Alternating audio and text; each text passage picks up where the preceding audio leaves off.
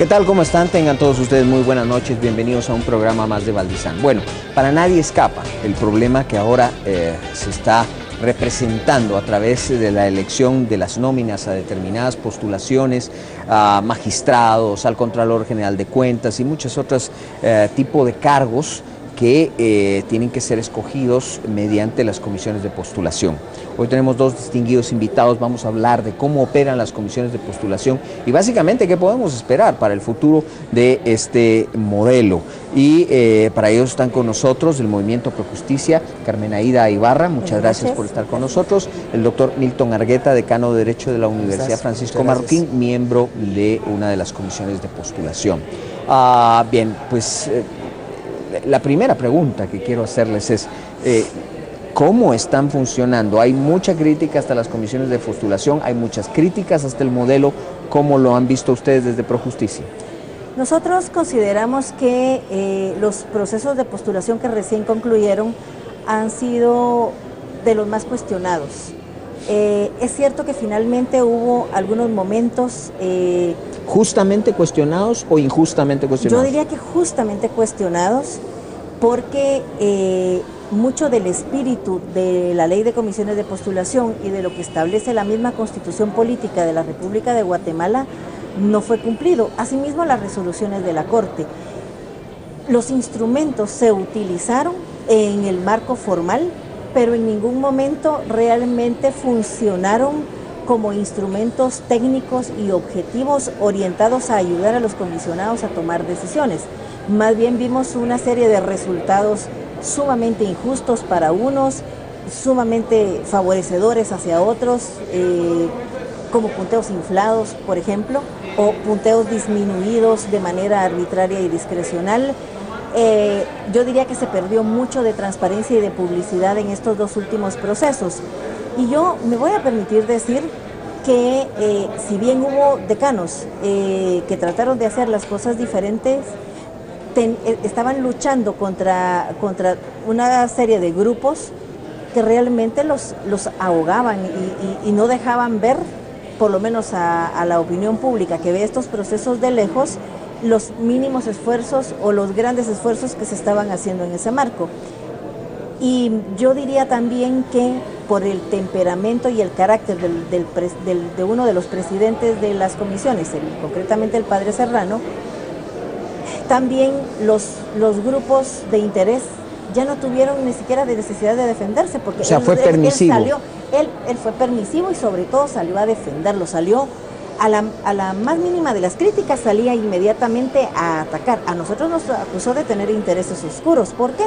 Porque dijimos que no era posible que estas comisiones estuvieran funcionando como copy-paste, porque lo que hacía la Comisión de Apelaciones en la mañana, la Corte Suprema lo repetía en la tarde, y tenían que ser perfiles diferentes, tablas de gradación diferentes, no podía haber un copy-paste, no podían ser los mismos instrumentos que se utilizaran para ambos procesos. Esa fue nuestra primera crítica.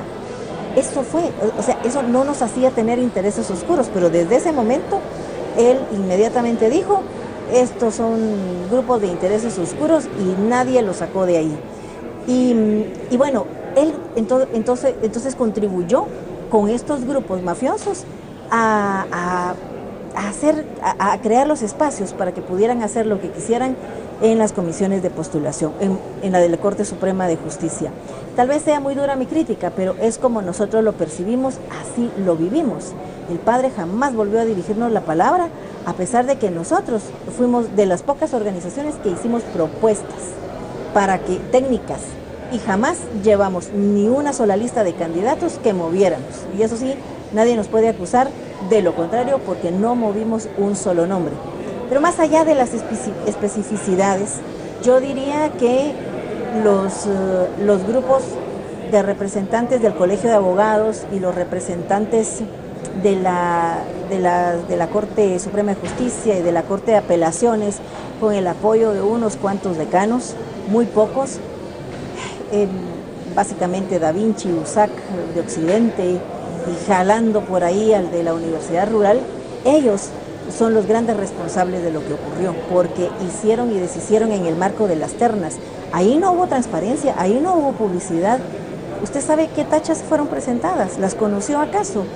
El público en general no las conoció y ahí las desecharon masivamente. Fueron muy pocas las que discutieron en el Pleno. La mayoría de los señalamientos de las instituciones, incluso no solo de la ciudadanía, sino de las instituciones que mandaron información, se desechó ahí mismo en ternas. Y nosotros no tuvimos acceso a saber con qué argumentos, ni siquiera pudimos saber qué. Ahora hay rumores de que hay magistrados electos que no tienen finiquito y yo no sé qué van a hacer a la hora de tomar posesión. Al doctor Argueta le tocó estar dentro de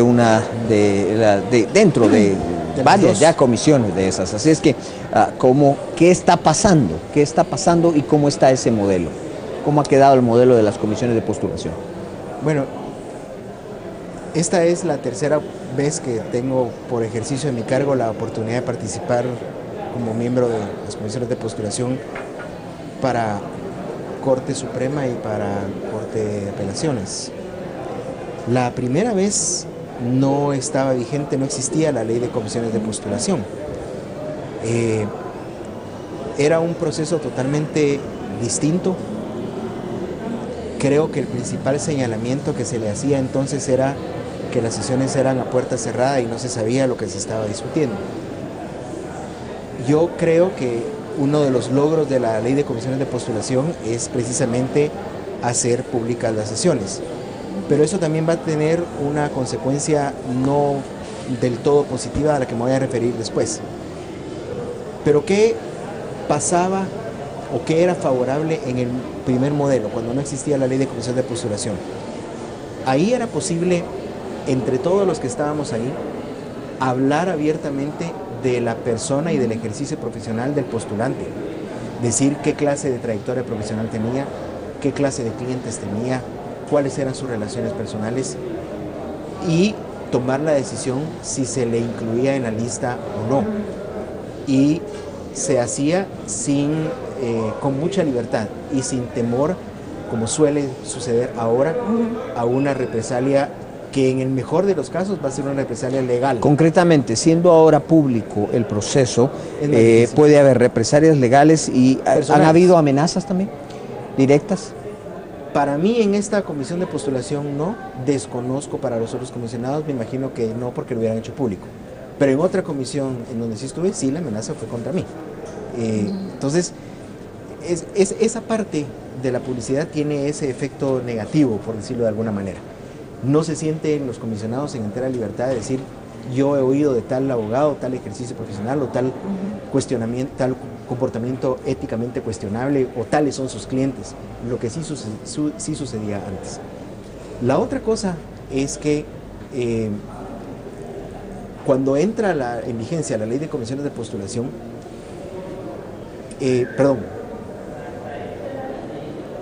la otra cosa positiva cuando no estaba la ley de comisión de postulación era el funcionamiento interno del proceso. Como no existía una regulación sobre cómo debía llevarse a cabo, la propia comisión se autorregulaba.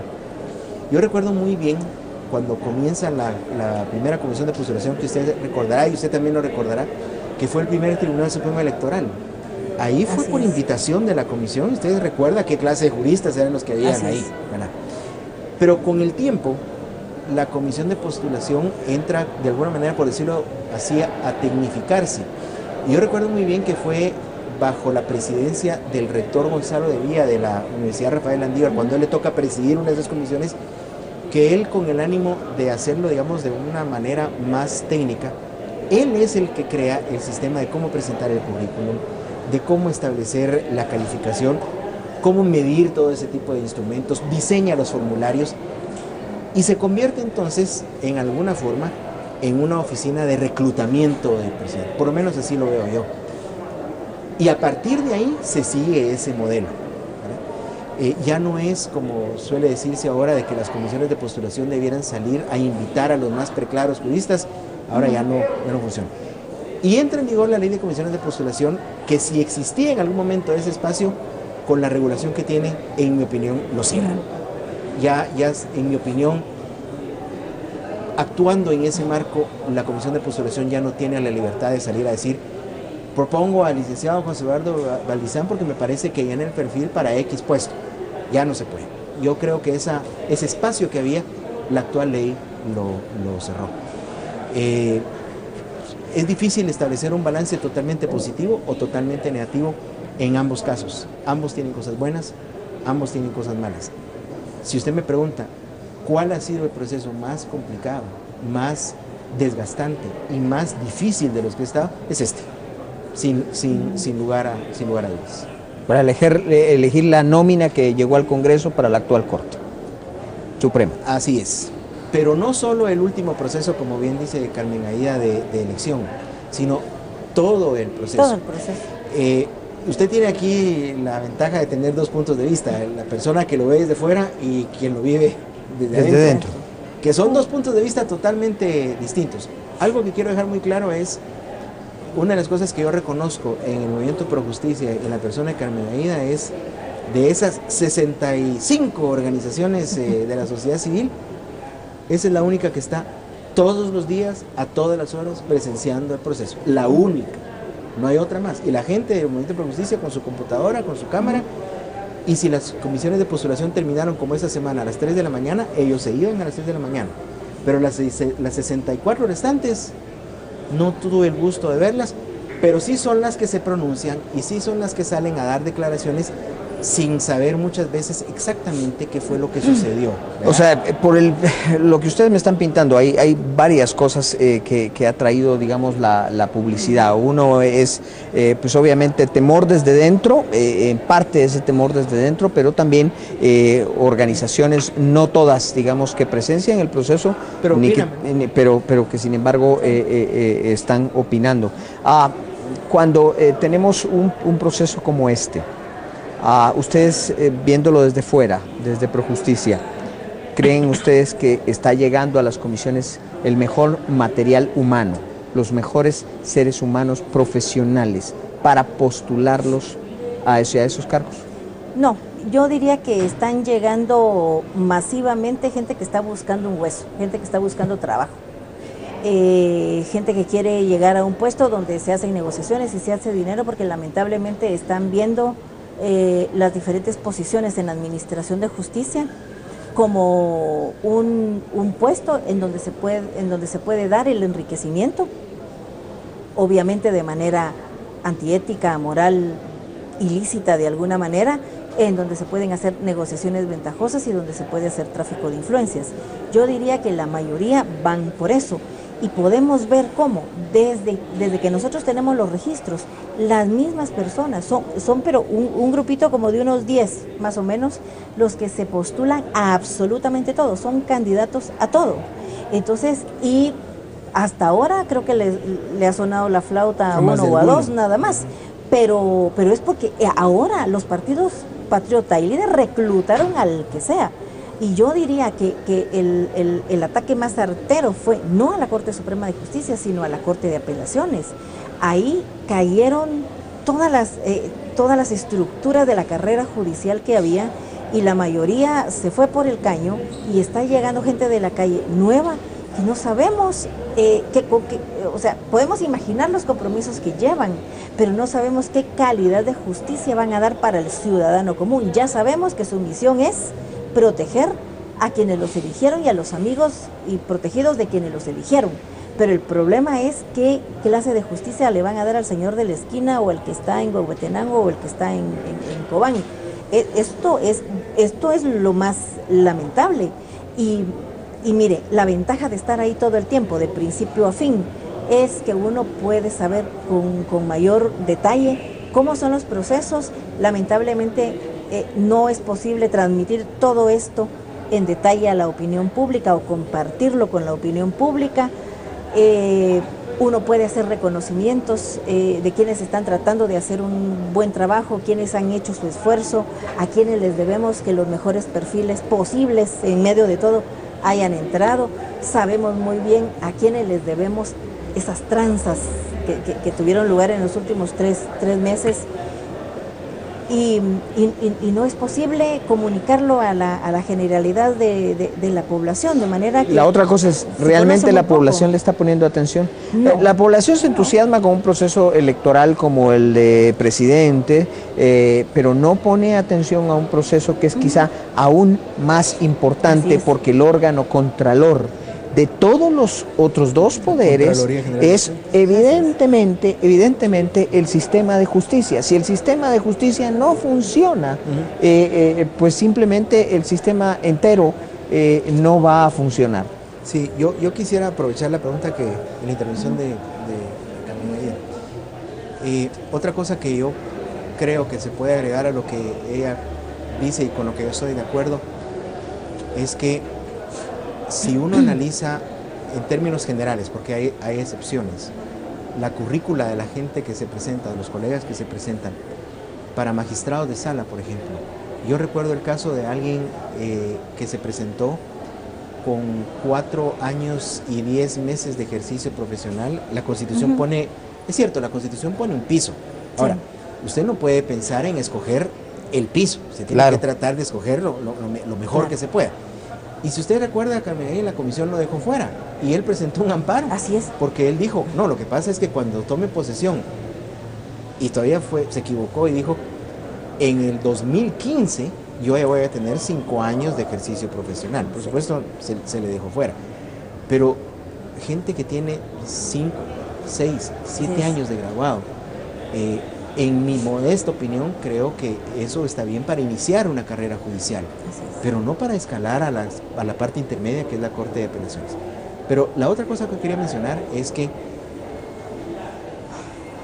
a mí me da la impresión, por lo que vi, que los grupos organizados, que son los que resultan de la elección del Colegio de Abogados cuando hay estos eventos. Usted oye hablar ahí del grupo de Misco, del grupo del restaurante X, por supuesto el grupo del famoso rey del tenis, ¿verdad? Claro. Todos ellos tienen bases, son como pequeños partidos políticos, entonces tienen bases. Sus bases son abogados. Lo que pasa es que cuando, lo que buscan hacer es el sistema clientelar del derecho romano, ¿verdad? Cuando ellos llegan, tienen que buscar reciprocar el voto que recibieron en el Colegio de Abogados, colocando toda esa base. Entonces, lo que buscan, y eso yo lo vi, no es votar por el mejor, sino votar por su gente. Desde gente que llega, digamos, con alguna agenda oculta de decir, esta es mi oportunidad para hacer X o Y transacciones, porque mi investidura lo va a permitir, hasta gente que yo también creo que lo que busca es la estabilidad de un trabajo y de un salario estable por 5 años. Hay de todo, yo creo que no se puede generalizar, hay de todo. Pero lo que sí puedo decir, porque lo vi, es el interés de esos grupos, es colocar su gente, porque es el sistema clientelar que usted y yo aprendimos en el derecho romano. Tienen que reciprocar lo que recibieron. Los mejores profesionales posibles que habría que convencer, porque habría que convencerlos, es de sacarlos de su oficina, en donde quizá están ganando más, teniendo mejores oportunidades de todo tipo.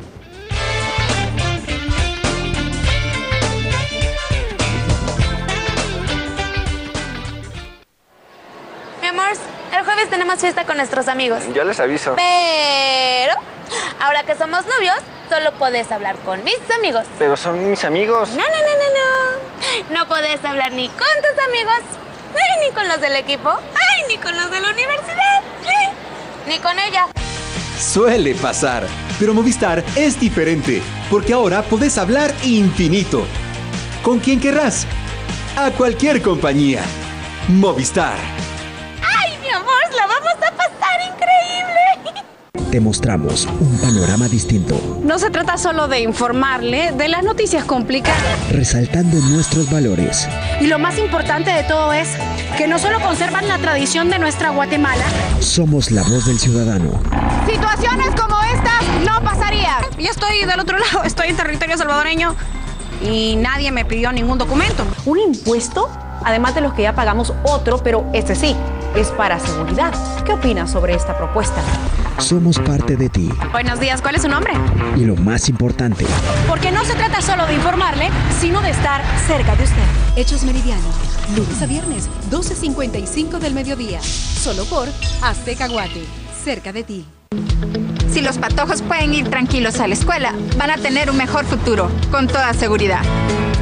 Si hay confianza para abrir más empresas, encontramos chance con toda seguridad. Si todos respetáramos la ley, habría más justicia con toda seguridad. Guate en paz con toda seguridad. ENADE 2014. Seguridad ciudadana y cultura de convivencia. Invitado especial, Rudolf Giuliani, exalcalde de la ciudad de Nueva York, quien logró reducir en un 65% el crimen y 70% los homicidios durante su gestión. Jueves 9 de octubre a las 14 horas en el Centro de Convenciones del Hotel Westin Camino Real.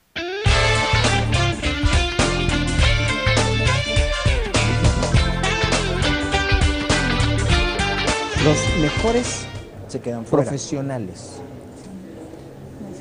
posibles que habría que convencer, porque habría que convencerlos, es de sacarlos de su oficina, en donde quizá están ganando más, teniendo mejores oportunidades de todo tipo.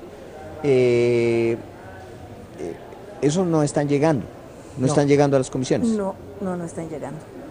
Mire, hay profesionales de gran valía que sí llegan, pero no llegan ni a primera base. O sea, y si pasan el filtro de las comisiones, se quedan en el Congreso porque son demasiado independientes. Pero porque tampoco es la mayoría, esos los que llegan. No, son muy pocos. Sí. O sea, es gente que no tiene bufete, pero o algunos muy pocos que sí lo tienen, pero son gente honorable, que han tenido una muy buena trayectoria profesional, pero entonces empiezan a criticar tanto en las comisiones como en el Congreso desde que es demasiado independiente o su ideología, pasando por orientación sexual y de todo. O sea, ahí se cuestiona absolutamente todo. Entonces, miren, yo diría que ya tenemos que terminar de despedirnos de ese modelo de antes en donde la gente reconocida de la sociedad llegaba a esos puestos. No, ya estamos en plena transición hacia un nuevo modelo político en el país, y por eso se demanda también un cambio en la forma de elegir magistrados. O sea, no por cualquier cosa el modelo colapsó, por supuesto, por la corruptela que se da en las elecciones, en la Corte de Apelaciones y en el Colegio de Abogados, para mandar representantes a las comisiones, básicamente ahí. Se da corruptelas cuando se inventan facultades de derecho para poder tener decanos sentados ahí, pero también es una dinámica que va de la mano de un proceso más profundo en el país, y es que está cambiando el talante político del país y vamos a tener que gestar nuevos modelos, nos guste o no nos guste, vamos a tener que llegar a eso. Ya no vamos a poder recuperar lo que teníamos antes. Ahora, ese modelo de comisiones de postulación ¿ha caducado? En mi opinión, sí. Sí, vamos a tener que ir a una reforma constitucional tarde o temprano, o vamos a tener que trabajar parches y parches y parches, pero eso no es lo más recomendable, porque vamos a seguir teniendo procesos como este y todavía peores. Porque mire, en estos procesos de postulación hay que reconocer a los decanos, a ver si no dejo a nadie fuera. Aquí al decano Milton Argueta de la Universidad Marroquín, al doctor Escobar Menaldo de la Rafael Landívar, Jari Méndez del Istmo, Mario Archila, San Pablo, Luis Ruano de Galvez, Jorge Calderón de la Mesoamericana, Otto González de la Panamericana. Yo ahí me quedaría, porque digamos que han sido un grupo, pero que se ha movido bien en estos procesos de postulación.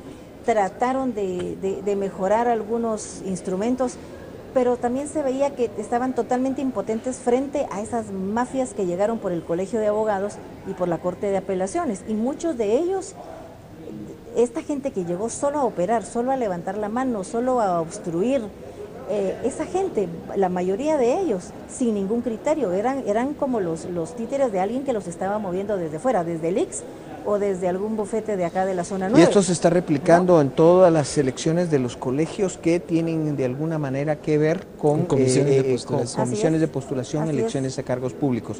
Ahora me voy a atrever a decir esto. ¿El modelo de colegios profesionales ha colapsado?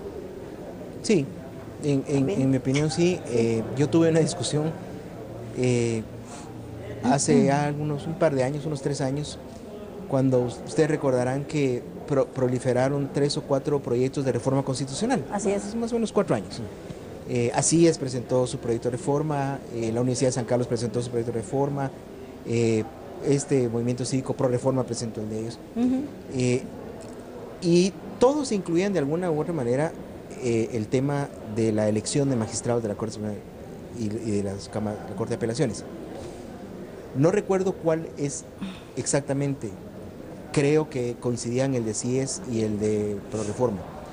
Quitaban la participación de los colegios profesionales. Eso para mí era un avance, porque no significa que eso va a permitir que las comisiones con los restantes miembros sean químicamente puras, pero creo que su principal componente político y clientelar está en los colegios profesionales.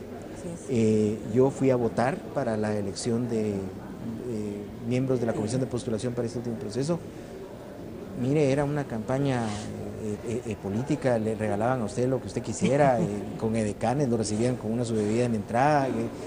Y yo recuerdo muy bien el comentario que le hice a un profesor de la universidad cuando salimos de ahí. Le dije, si mi papá, que fue abogado,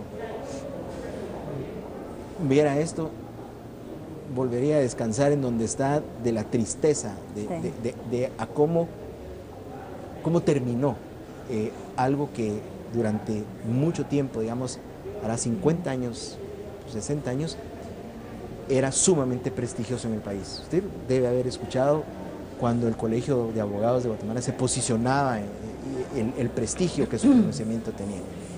Yo creo que desde el momento en que se ven como herramientas de grupos de interés y los cooptan, su naturaleza se perdió. No recuerdo tanto lo del colegio, porque siempre he sido medio adverso al tema de los colegios profesionales, pero sí recuerdo las Cortes Supremas de Justicia con los grandes nombres de abogados, la mayoría de ellos distinguidos catedráticos universitarios, de no una universidad, de varias universidades, con una carrera reconocida, con varios libros escritos, con nombres que eran verdaderamente reconocidos dentro de los gremios a los que se refería, y eso no está llegando. Y ahora, pues simplemente estamos al amparo de esto que está sucediendo. Como mínimo, bueno, está la reforma constitucional, pero la reforma constitucional también tiene los bemoles de que puede caer en algo que simplemente va a ser peor el remedio, claro. O sea que se puede hacer. Va, digamos, un movimiento como Projusticia no propondría enmiendas al tema de las comisiones de postulación. Ya lo hicimos en el año, trabajamos en un proyecto de reformas en el año 2011 y lo presentamos a diferentes diputados en el Congreso. Finalmente la diputada Montenegro lo presentó como iniciativa propia. Viendo lo que ha pasado del 2012 para acá, obviamente se quedaba chiquita la propuesta, pero digamos que esa propuesta que está en la iniciativa 4471 toca algunos puntos clave de los problemas. Por supuesto, ahora habrá que profundizar eso. Nosotros vamos a insistir en que se vea la ley de comisiones de postulación porque algo hay que hacer ahí, pero básicamente la verdadera solución va a estar en el ámbito constitucional. Sí. Pero da miedo, porque no sabemos qué puede resultar de una propuesta de reforma. Han querido, mediante reformas ordinarias, digamos, hechas por el Congreso, cambiar casi toda la Constitución. Miren nada más, el presidente de la República creo que llegó a tener 101 enmiendas la propuesta que tenía, cuando en el año 90 cuando se firmó la paz, 97 sería, se empezó a trabajar una propuesta de reforma, también se volvió inmensa.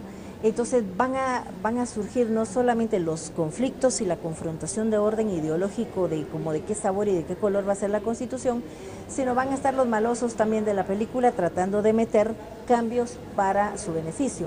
Pero yo estoy convencida de que nosotros vamos a seguir tratando, o sea, ustedes y nosotros podemos seguir aquí debatiendo, aquí y en otro lado, sobre la mejor propuesta de reforma constitucional, pero la dinámica del país, de un país ya dominado en sus fuerzas políticas por crimen organizado, básicamente por narcotráfico, por poderes emergentes, algunos legales, otros ilegales, vamos a sucumbir ante eso y se va a instalar en el país otro, poco a poco, otro modelo diferente al que conocemos, y vamos a tener que empezar a aprender a convivir, a hacer una nueva convivencia a partir de esas nuevas reglas del juego. Nos tomaron y nos amarraron con nuestras propias leyes, es lo que está describiendo. Yo diría que efectivamente, y que vamos a tener que aprender a vivir, porque no se ve para dónde.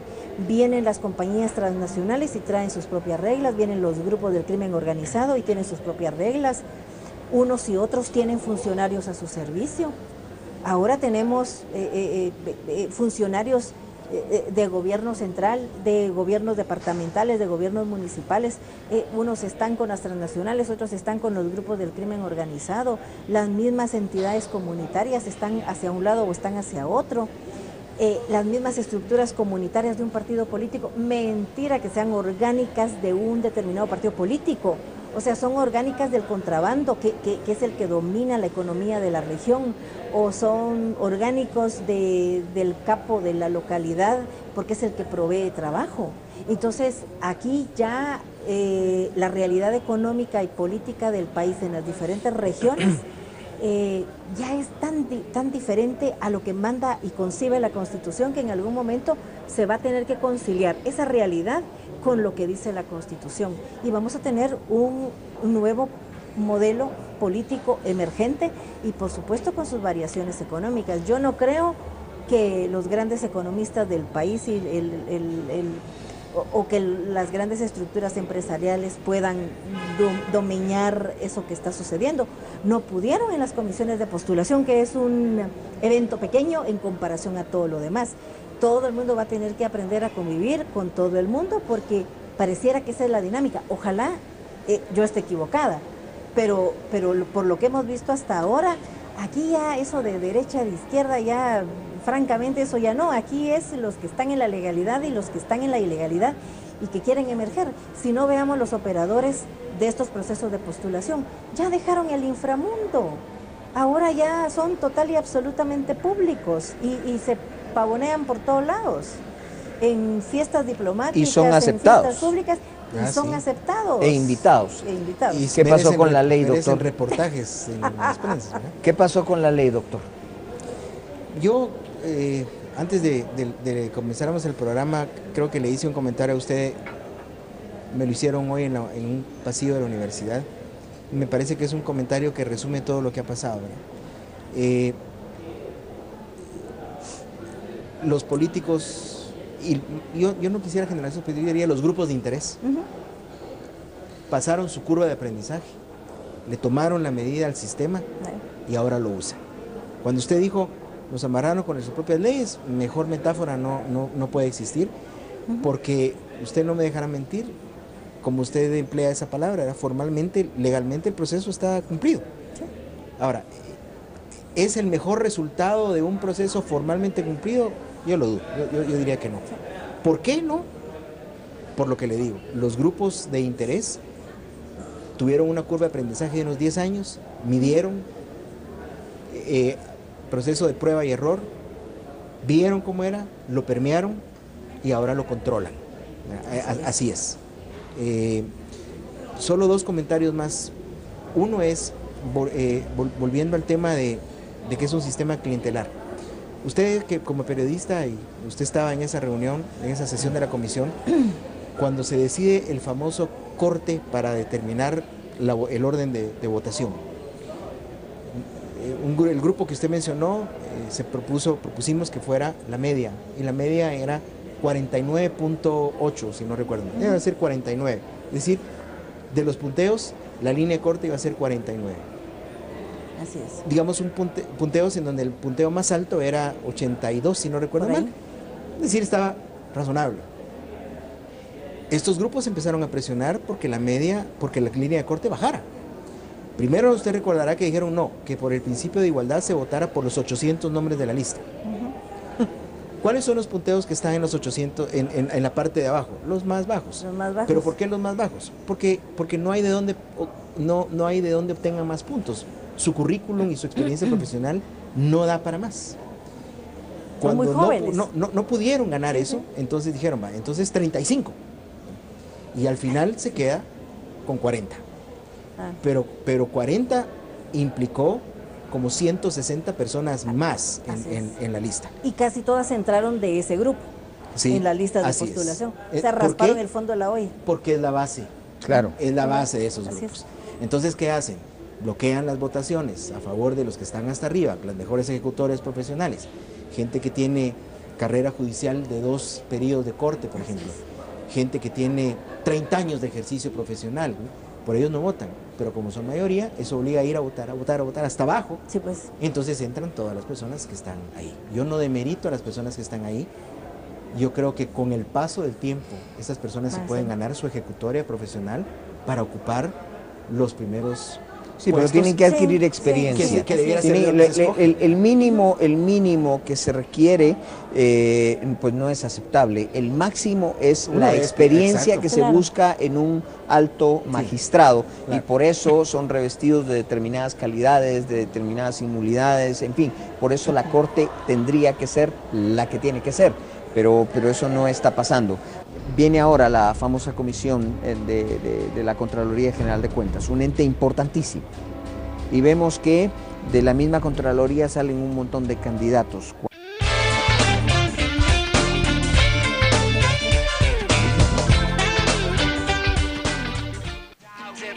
Con Movistar, habla infinito a cualquier compañía. Infinito Movistar, siga en sintonía. En el sector de la ciudad, donde se desarrollan las opciones más innovadoras, nace San Isidro 2021. Apartamentos en comunidad con un nuevo concepto. Con más del 60% del proyecto destinado a áreas verdes. Una apuesta por una vida saludable. Conozca la nueva forma de vivir como antes. San Isidro 2021 es un desarrollo de multiproyectos. Hoy nace una nueva generación de aparatos de ejercicio pensada en la comodidad y el estilo de vida moderno. Ideal para personas que tienen poco tiempo y necesitan un ejercicio fácil y divertido, con el que puedan ver resultados rápidos y efectivos para lucir la figura que todos desean. Body Crunch. No pensé que alcanzara tan fácil y tan rápido mis objetivos deseados. Como se darán cuenta, mi abdomen está mucho más plano, mucho más definido, mis músculos han crecido mucho más, soy más ágil, tengo más condición gracias a Body Crunch. Body Crunch tiene un precio irresistible. Si marcas en estos momentos, incluiremos además las rutinas que están diseñadas para bajar de peso y tallas. Cada rutina incluye indicaciones especiales para cada caso, combinando velocidad, respiración y ritmo. Marca a este teléfono y pide el tuyo.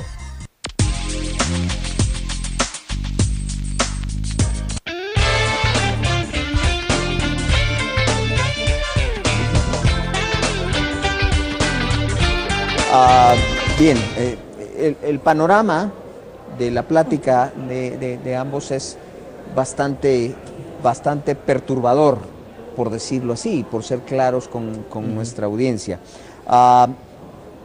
Viene ahora la famosa comisión de la Contraloría General de Cuentas, un ente importantísimo, y vemos que de la misma Contraloría salen un montón de candidatos, cuando tendría que ser un ente totalmente autónomo sí. Y que obviamente su jefe viniera de fuera, porque tendría que ser como un auditor externo, pero eso obviamente no lo vamos a tener. No lo vamos a tener, y de nuevo la lista va a estar dominada por los candidatos de este grupo de excelencia profesional, sin duda alguna. Son 6 candidatos los que tienen que llegar al Congreso y digo que la mayoría podría ser de ellos porque son los que coparon la lista. Para donde usted ve hay gente vinculada a la Contraloría, directa o indirectamente al Grupo de Excelencia Profesional, y muy poca gente que no tenga ese tipo de vinculaciones. La mayoría de los que se inscribió van ya con una agenda predeterminada y lo único que se va a pelear ahora es si entra Carlos Mencos de candidato o no, o quienes entran con ellos. Van a ver si no hacen un acuerdo, que entre el candidato favorito del oficialismo, que sería Sergio Pérez, que entre el candidato que no es del oficialismo, que sería Carlos Mencos, aunque ahorita uno ya no sabe si de repente Carlos Mencos resulta también siendo favorito del oficialismo, ya no sabemos, porque él ha tenido coqueteos también. Primero porque ya no sabemos qué es oposición y qué es oficialismo en el Congreso, porque en la nómina pues pudimos ver que se aliaron y obviamente sacaron la nómina que les convenía. Así es. Luego, pero todo esto va a estar determinado también por la decisión que tome mañana la comisión. Porque o en los días siguientes, no sabemos si va a ser mañana, aunque tendría que ser mañana, van a aceptar o no la candidatura, la aspiración, la postulación de Carlos Mencos. Hay una controversia jurídica ahí. Él asegura que tiene derecho a participar porque no es el contralor en estos momentos, porque la Constitución dice que el contralor en ningún caso podrá ser reelecto. Entonces él dice, yo no soy el contralor en estos momentos, por lo tanto no estaría siendo el contralor reelecto. Pero otros tienen la idea de que ya fue contralor y que se le aplica la interpretación que para el presidente de la República, que en ningún caso quien haya sido presidente podrá buscar a la reelección. Entonces esto tal vez llegue a la Corte de Constitucionalidad, podría ser. Así que va a depender mucho de qué pasa con Carlos Mencos también, porque sí es una figura determinante ahí. Ahora, hay otros aspirantes, hay que terminar de verlos, pero hay algunos que son interesantes. Por ejemplo, está el que fue decano de la Universidad Rural y que fue comisionado de postulación, ahora se está postulando como decano. Digamos que él es una figura como que está alejada un poco de la... Neutral, digámoslo así. Pues aspiraríamos poco a que más sea o menos. neutral, más o menos. Habrá otros que también más o menos vienen de lo mismo.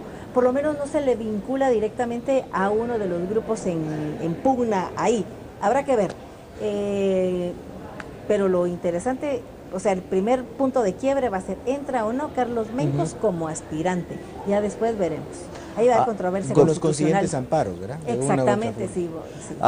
Doctor Argueta, ¿qué papel está, o sea, usted habló y nos pone algo que es muy importante. Ya aprendieron cómo se le da el doblez a la ley, ya aprendieron a utilizar la ley para amarrarnos, evidentemente. Pero la Corte de Constitucionalidad tendría que fungir, tendría que brillar en ese caso, porque para eso está. Porque para eso fue inventada una Corte que supuestamente es ajena a la misma Corte Suprema de Justicia. ¿Cómo se está portando la Corte de Constitucionalidad? Le estoy poniendo un dilema enorme. Ninguno de mis amparos va a prosperar. Sí. Esta es una opinión que yo lo digo a título personal y asumo la responsabilidad por lo que voy a decir. Tengo que generalizar porque desconozco si adentro de la Corte de Constitucionalidad magistrados, suplentes o titulares puedan separarse de lo que voy a decir, pero la única forma en que uno puede ver si se separan o no es a través de un voto razonado en las resoluciones y en eso este no proceso no lo he visto. A mí me decepcionó mucho el papel de la Corte de Constitucionalidad y le voy a mencionar, digamos, 3 cosas puntuales para que vean. Lo primero es, sé que hay, eso fue, digamos, un secreto a voces, que las organizaciones civiles de la sociedad civil, 65 organizaciones civiles, se reúnen, creo que fue en este hotel, con el comisionado de la CICIG, Iván Velázquez, y las frases que emplean adentro de esa reunión es: vamos a terremotear a las comisiones. Por eso yo no comparto mucho la visión de Carmen Aida sobre el papel del padre Serrano, porque yo sí me identifico con el papel del padre Serrano y creo que muchos de los comisionados también, porque este proceso la última vez que nos rindieron un informe, creo que fueron 46 amparos. Fue torpedeado. Algunas veces con razón, en mi opinión la mayoría de veces sin razón, porque no se quería hacer lo que las personas consideraban que debía de hacerse. Pero en lugar de enfocar, digamos, la sociedad civil, sus señalamientos, es decir, cuidado con fulano, que es operador de tal, fulano, y decir, se reunieron fulano, sutano y mengano en tal hotel para armar las listas, todo lo dejaban muy a la nebulosa, atacaron el proceso. Eso me parece a mí que fue un error. Y tuvieron una caja de resonancia en las resoluciones de la Corte de Constitucionalidad. Punto 1. Punto 2. ¿Usted se acuerda cuando estudiamos en la facultad? Usted debe conocer el término, ¿verdad? Que se llama el logos de lo razonable, ¿verdad? Claro. Bueno, viene la Corte de Constitucionalidad y saca una sentencia cuando interpone la inconstitucionalidad en el caso concreto del artículo 12. Ajá. Y el por tanto de la sentencia habla de la reserva interpretativa del artículo 12, que es la tabla de gradación. Es decir, la famosa tabla que fue objeto de todo un... Así es. ¿Cómo debe interpretarse? Eso es lo que dice. Una sentencia larga, y en uno de los considerandos de la sentencia, la Corte empieza a elucubrar sobre otro montón de temas que no son el objeto de la inconstitucionalidad. Y entre ellos dice, tal y como es la obligación de los comisionados de pronunciarse y votar a viva voz por cada uno de los candidatos, diciendo por qué vota o por qué no vota en favor de ellos. Yo hasta hoy estoy buscando el artículo de la Ley de Comisión de Postulación, o en su defecto de la Constitución, donde esa obligación legal está. Eso no existe, eso se lo inventó la Corte, pero está en los considerandos. Entonces el primer ejercicio que se hizo en la Comisión de Postulación, donde habíamos 34 abogados, 33 abogados, era, ¿eso es vinculante o no? Y la respuesta fue no, porque lo único a lo que se atiende en una resolución judicial es a la parte resolutiva. Los considerandos son motivaciones. Se nos vino el mundo encima, de la sociedad civil y de la propia Corte. Tercer punto, sale el presidente de la Corte y de una vez anticipa cómo va a votar él en futuras acciones. Le está externando opinión, él quedó muy mal ahí. Y luego le dan audiencia en pleno de la Corte de Constitucionalidad a las 65 organizaciones civiles. El que va a juzgar se está reuniendo con la parte pidiente. Eso no tiene ninguna lógica. Eso no es éticamente adecuado. Corrigen la plana porque en otro amparo, en una sentencia de otro amparo distinto, en la parte resolutiva ya dicen, y también tienen que hacer caso a las consideraciones. Ahí sí ya quedó, digamos, el mandamiento. A mí me da la impresión de que el papel de la Corte de Constitucionalidad es muy difícil. Se torna difícil cuando lo que busca es quedar bien con ambos lados. Creo que cuando una persona es un juzgador, no va a poder esquivar la situación de tomar una decisión en donde va a favorecer a un lado y va a fallar en contra del otro, pero ese es el papel del juez. Pero aquí dictan resoluciones en donde le dicen que sí a una cosa, pero le dicen que sí también a la otra, y cuando usted interpreta son situaciones contradictorias. Pero volviendo al logos de lo razonable, haga la cuenta. 650 personas por las cuales votar. Cada comisionado debía votar uno por uno, explicando su voto por cada una de ellas. Multiplique 34 votos por 650 personas. A 1 minuto de exposición, el primer día de la votación, en 6 horas, de las 7 de la mañana a las 3 de la tarde más o menos, solo se había podido votar, no elegir, votar sobre 15. Es materialmente imposible. Mire cuál es el fundamento legal, no existe. La Corte quiso congraciarse, digamos, con lo que se pidió. Yo creo que el guardián, el último guayadar del ordenamiento jurídico nuestro, efectivamente es la Corte de Constitucionalidad, el último. Pero tiene una tarea muy difícil si lo que quiere es fallar en estricto sentido. Puede uno no estar de acuerdo con el fallo. No me refiero a que fallen como uno quiere. Pero cuando trata de equilibrar los fallos, pues, ahí no caminamos bien. Miren, la Corte no queda bien ni con uno ni con otro, porque nosotros estamos también muy decepcionados de la Corte. porque no fue guardiana del orden constitucional en estos procesos de postulación. Y es que yo sí voy a mencionar nombres. Ahí hay dirigentes gremiales. El magistrado Héctor Hugo Pérez Aguilera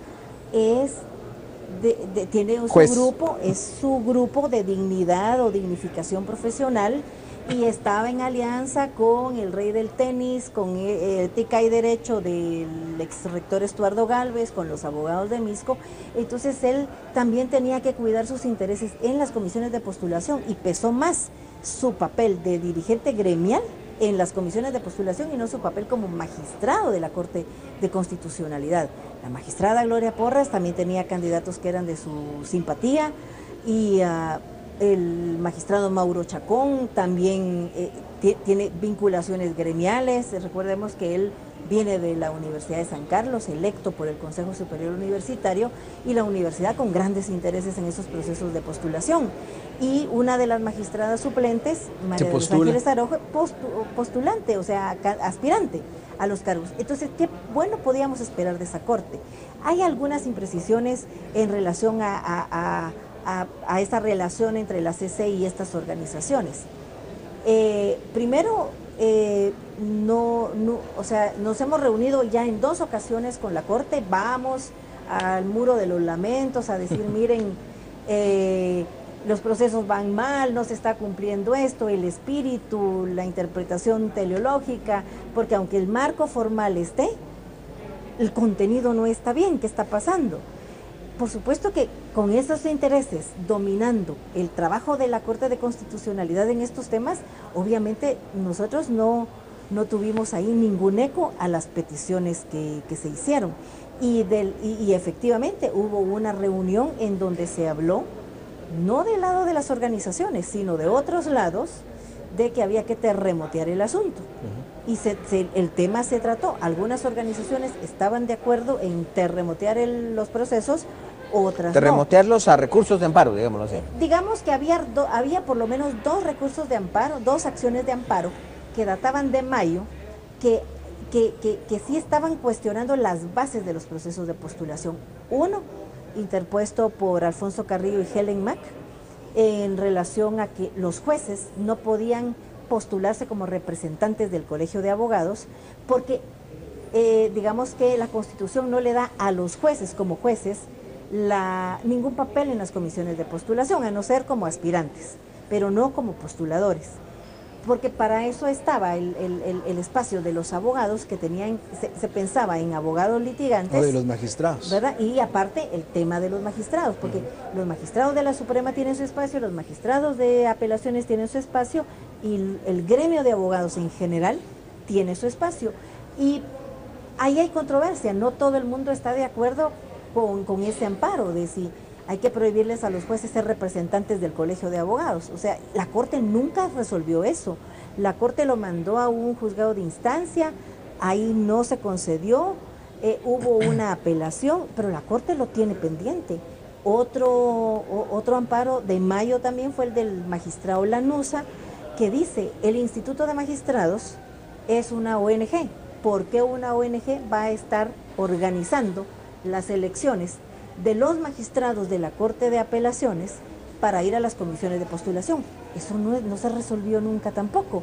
Esos eran, por eso se les llamaban amparos terremoteadores, porque si se movían las bases de todo lo que pasaba. Pero esos quedaron en mayo. ¿Verdad? Como mínimo, hay que cambiar la ley de comisiones de postulación. Que no es suficiente. Así es.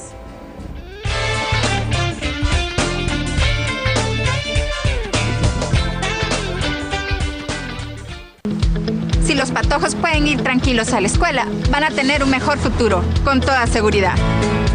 Si hay confianza para abrir más empresas, encontramos chance con toda seguridad. Si todos respetáramos la ley, habría más justicia, con toda seguridad. Guate en paz con toda seguridad. ENADE 2014. Seguridad ciudadana y cultura de convivencia. Invitado especial, Rudolf Giuliani, exalcalde de la ciudad de Nueva York, quien logró reducir en un 65% el crimen y 70% los homicidios durante su gestión. Jueves 9 de octubre a las 14 horas en el Centro de Convenciones del Hotel Westin Camino Real. Seguridad. Fuerza. Determinación. Lo imposible solo cuesta un poco más. Lo imposible solo cuesta un poco más. La Isla, el reality. Lunes a viernes, 9 de la noche. Solo por Azteca Guate. Cerca de ti.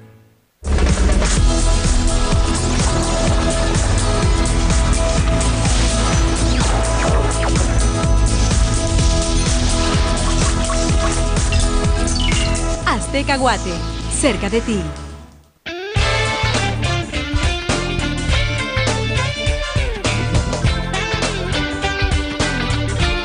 Y ya el tiempo nos ha comido.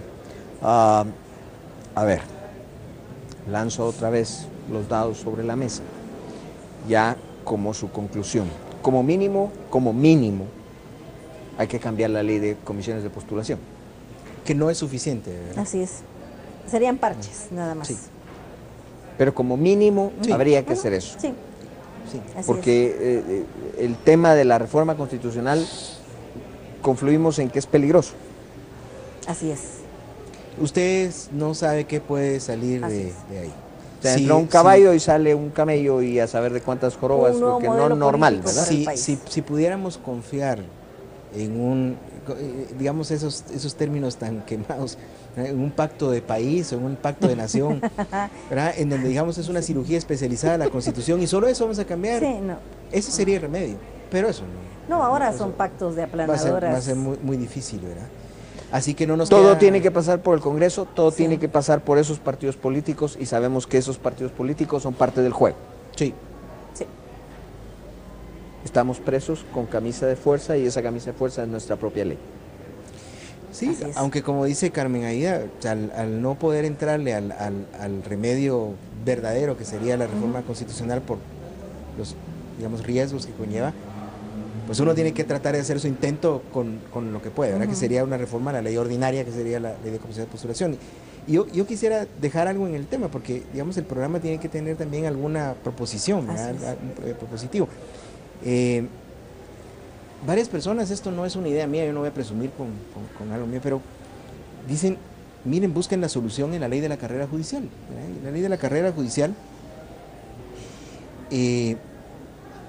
dice, corresponde el artículo 16, corresponde al Consejo de la Carrera Judicial convocar los concursos por oposición para el ingreso a la carrera judicial de jueces y magistrados. Usted recordará que cuando nos notifican un amparo provisional que nos obliga a modificar la tabla de gradación, una propuesta de la mayoría del grupo de decanos, más el abogado Carlos René Fuentes, que fue el que la explicó, él fue el que la Se llevó, me olvidó mencionarlo ¿verdad? también. Sí. Y el licenciado Guillermo López Cordero, él sí hace una exposición y dice, bueno, se nos está obligando a modificar la tabla de gradación, incluyamos un examen. ¿Se acuerda de eso? Así es, me acuerdo. Que incluso existe el examen para ser juez, usted sabe el curso de jueces de la Escuela de Estudios Judiciales, que tiene fama de ser un programa riguroso. Podíamos tener ese como modelo, se averigua y se sabe que a nivel internacional hay estándares, digamos, internacionales para medir si una persona es apta o idónea para ser juez o no, y se propone, démosle dentro de la tabla de gradación un valor al examen. Se somete a votación y lo perdemos.